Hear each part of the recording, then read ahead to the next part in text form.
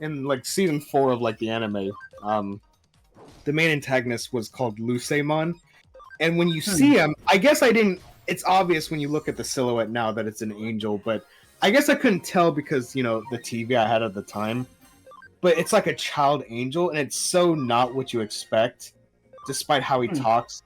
But then when he evolves by killing his henchmen, he has like a half demon, half angel thing going on. But then when he dies the first time, so they don't die, they turn into eggs and they hatch again. I think it's a reference to the Tamagotchi thing they come from. The egg becomes black, grows larger, and becomes a dragon that's holding a sphere with a larva inside it. And it's supposed to be a reference to the dragon from the Bible. Okay. It's legit called Luceimon Satan mode in Japan. Oh, wow. But Lefty says it's on the nose, and it is, but you gotta remember, like, Japan doesn't have, like, our, like, religious upbringing. Right, Japan isn't necessarily a Christian nation, so for them, it's more like making a Hinduism reference would be for us. Pretty much, yeah. That's in our... Oh, there's Soida. You get to meet her, Onyx. Oh, neat. So this guy built pretty much the cyberspace, like, Eden. And he's creepy, like... he's not to be trusted. Oh yeah, I forgot. Whenever a shift like this happens in reality, there's a creature that is responsible for it that's not a Digimon. Yeah, I think the cyberspace real-world fusion is really interesting. I think that'd be fun to explore in like a cyberpunk or sci-fi setting. The creature is pretty much the reason why we're in a coma, why we don't have our real body too. Okay. And because of what happened to us, it's strongly implying why other people are in a coma. Okay. I don't know why we're awake. I don't remember. I haven't played it in years. But yeah, that's really interesting. I just thought... I just think the setting is interesting, and I'd like to explore that with writing projects someday. Season 5 kind of did that too. When I'm not working on a fantasy project. Yeah, the whole fusion of like reality shit I always was so intrigued by. Yeah, I think I've seen it done with fantasy, but I've never seen it done with like cyberspace or sci-fi, and I think that's really interesting. Yeah, it's not that novel a concept, but I actually am really into it. Yeah, Digimon, like these guys look like they're hanging out. They do not look like they're kidnapped. Anyway, so like they really get out there with their stories. Like I was always so intrigued by them. Yeah, I'm really into the vibe of this. Like the kids shows, like they develop their characters, they progress. That's why people like, and critics, like I looked it up, critics were like becoming aware of how different it was from Pokemon back in the day. Like I heard they beat the Orange Islands arc of Pokemon in ratings actually. Like when that was a thing. Interesting. Even with like the shitty jokes they added in for the dub, they kept the story. Like there was a kid who found out he was adopted by a or to the kids, their brothers, and their parents are divorced, or they flesh out the parents, and like it's really nice. Season 3 is probably like the darkest one, where they take place in a world like ours, where this is a toy thing, and they use the cards and fights and yada yada. But then it fucking escalates into this like conflict of a program, like just like the Digimon, they evolved into a physical being. But unlike the Digimon, they don't have emotions and they don't comprehend it. So they kidnap one of the characters who just lost her partner in a fight, gruesomely too. And they were scanning her mental data, and they're trying to like justify it, saying, "Okay, this is how all humans think. We have a human," not comprehending that she just went through a traumatic event that also reminds her of when her mother passed. So they invaded the human world, well, Earth. And they have the theory that because Digimon and humans have emotions, they have to be eradicated. And at first they look like a red mass, and when you're watching as a kid, like that's boring. But then when they went to Earth, it made them evolve even more. So they're these creatures that are connected by red cords and cables, but it's like blood red, and they're connected by one entity. And they talk in the girls. They talk in the girl's voice. She's 12, and they're using her voice. They're using her. they're using it in a perverse way. The dub did a great job of this, actually. Yeah, that sounds pretty fucked, actually. Well, I mean, Japan did it too, but I'm praising the dub because they kept it serious. Oh, yeah. And the dad is trying to get his daughter back, and you see a camera coming out of this bloody-looking thing, and it's scanning him. And what was it? It was like, oh, here we go. It was like something Kato, age whatever, father of Jerry Kato, yada yada. It's like analyzing it. It's like father, and then one of the Digimon's like, what's wrong with it? And the other Digimon's like, he's like, Digimon and D Reaper, that's what it is, don't have parents. It doesn't understand the word or the concept of it. Like, it's like, just does not get it. And the dad is just begging for his little girl back, and it ignores her. Then you see this creature with a bunch of moving, jagged mouths, and it talks in a 12-year-old girl's voice in unison. It's like Legion. It's like very horrifying, just using her. And some great character development too, because the same guy who killed her partner felt guilty about it later on, and he becomes the one who tried to save her. Did that guy just throw a pile of shit at you? See, that was the shit thing I was talking about earlier. What the fuck? Because in the original Tamagotchi thing, if you don't clean up their shit, they could become like this. So it's So it's a reference to that. I like in the anime, it's like pink. But anyway, yeah, like, fuck. One of my favorite moments. I did not know the shit could become sentient. Well, this is more of a slug, but he happens to like poo. Anyway, so like, the guy who killed her partner, like he's like a redeemed villain. He's like a hero now. Okay. And it's actually funny. It's actually the Digimon version of Beelzebub, actually. Anyway. Oh. No, he doesn't look like what you think. He looks like a rat biker thing. But anyway. I'd be very interested to listen to someone who knows about both occult stuff and Digimon talk about this stuff. So, like, he goes to try to rescue her, and his natural ability, when he kills a Digimon, he gets their techniques. So, in order, he's desperately trying to save this little girl, that he calls on the power of the very partner he killed, her partner, and he channels it to save her. Neat. Think about how potent that is. Like, yep, that is. I follow it. Are you able to walk on the purple shit? I'll have to check in a minute. What makes it better is the dub actually did something that beats the sub, and where they use the partner's voice instead of his when he calls out like the attack or yelling. It's really cool. It's really cool. Yeah, that is a neat touch. Yeah, it's a very. Don't you dare let Hawk die again, Fable. I was so upset. I love that little dog with the boxing glove. He is cute. If I recall, he's the partner of the second in command from the season 5 anime. Huh. And there's the armadillo one. That's another partner character too. Yeah, that is fascinating. Season 3 is great if you're not a fan of Digimon. Like it stands on its own very well. I'll have to take a look at that maybe. Digimon Tamers. I have a lot on my plate to watch yet, but I'll make sure to add that to the list. That sounds intriguing.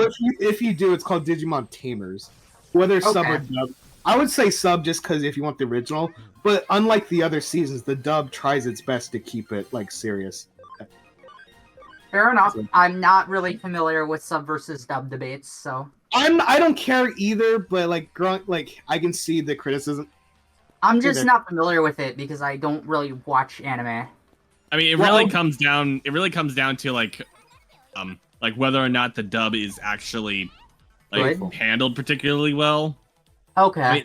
I mean, the debate tends to be like whether or not it's better to keep it as close to the original as possible, or whether or not the slight changes that come with a translation of the product are like, still make the product. Like, I was gonna say still make the product worthwhile.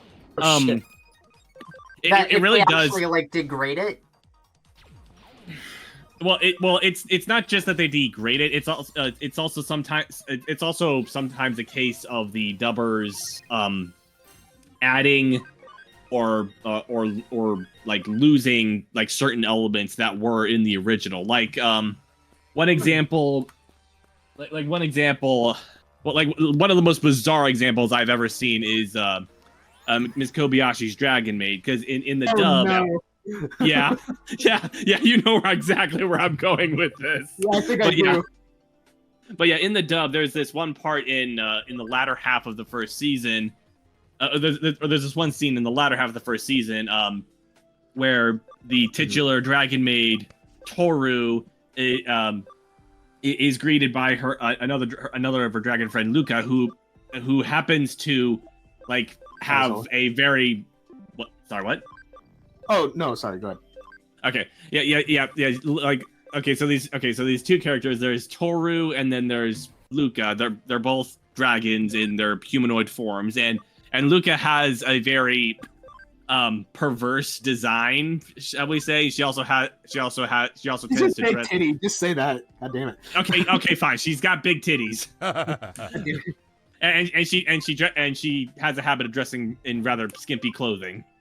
So anyway, in the latter half of the season, Luca goes to see Toru for something, I can't remember what, and in the scene in question, Luca happens to be dressed in something that's significantly less revealing, and Toru asks her, "Why are you wearing that?" And in the sub version, she says, "I kept getting weird looks, so I decided to tone down the amount of skin I was showing." Yeah, I know what you're talking about. And in the dub, Luca says those pesky heterosexual normative things were getting on my nerves, so I changed clothes. Yeah. Okay, yeah, that's a weird way to insert that. So the voice actress for her, she's usually typecasted as either a bimbo-ish character or some flirtatious character. She does a good job, but I found out the actress herself is she tries to because she's a script adapter or whatever you want to call it, and she's one of those types of writers that tries to force in a political thing, apparently. Okay. Yeah, I can see why that would be annoying. I only brought up the sub-dub thing because with Digimon, they force corny jokes in it, try to appeal to the kids. Okay. But right. When you watch the original version, they have shit too, like this. This is a thing from the fucking anime. So it's shit. They literally do poo humor, so you don't need to do it. Right. But season 3 is kind of the exception. It doesn't really. But what I give them credit for is they still tell.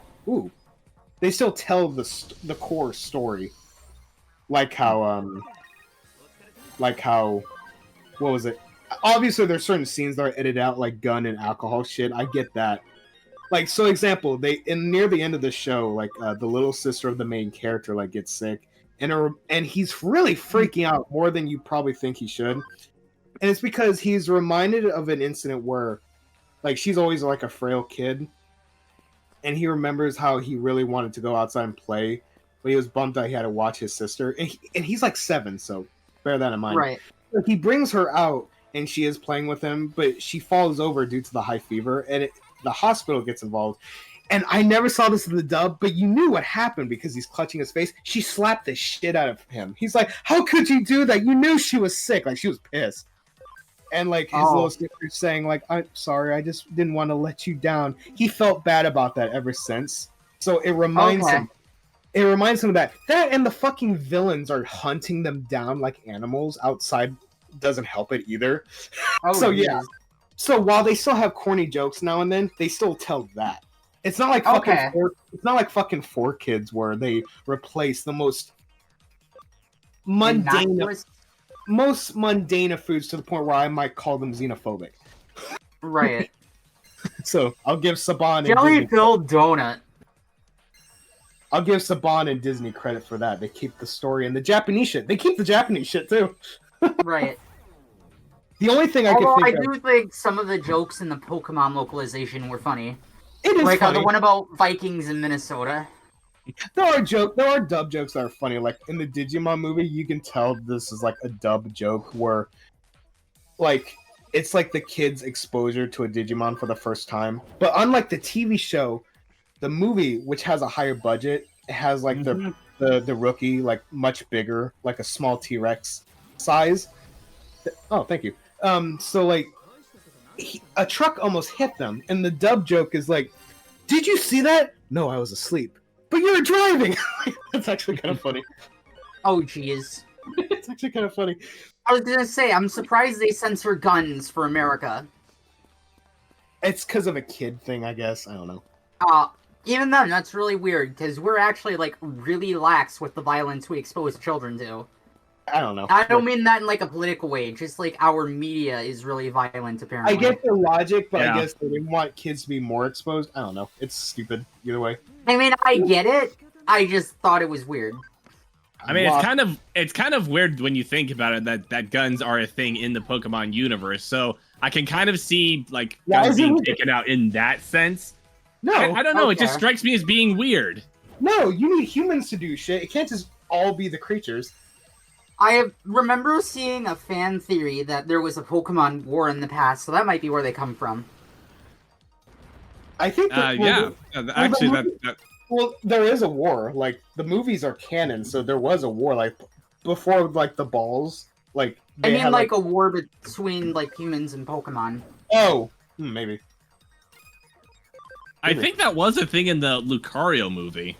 No, that was, like, a legit war with, like, humans using Pokemon against other humans. Oh, okay. Oh, no.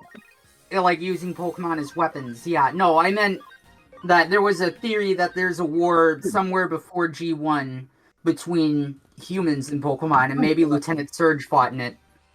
I kind of got the impression that Lieutenant Surge fought in the war with his Pokemon, though. He could be. Did he say he was a part of a war in the anime, or are you referencing Lieutenant Surge in the game? Because there's a difference. I'm thinking about the games. I don't really recall off the top of my head, honestly, because it's a while ago that I watched this. Yeah, because, like, in the anime, he's just a dick. Like, I don't think they ever get into, like, his veteran... Okay. But I get what you're saying. Although I do think it'd be an interesting lore connection to say, no, he fought in the war that we brought up in the Lucario movie. Well, the Lucario one, that's like an ancient war. Oh, never mind then. Yeah, like, I think it's like before they had balls, because you notice like the Pokemon had like armor. No, I'm wrong. I'm thinking of another. No, I'm wrong. I'm thinking of another movie. I know, okay. Yeah, I remember like what was it, the Arceus movie? They never really get into it, which is weird because you see like it's like some time travel mishap, and you see them taking off the armor off like the Pokemon, and all of a sudden they glow, like if they got caught or released, and all of a sudden they're acting differently. I'm like, wait. Are they saying this is what they used for them before the Pokeball was invented? Huh. Yeah. But like in the Lucario one, they wore respective armor. You see soldiers, like human soldiers with them too.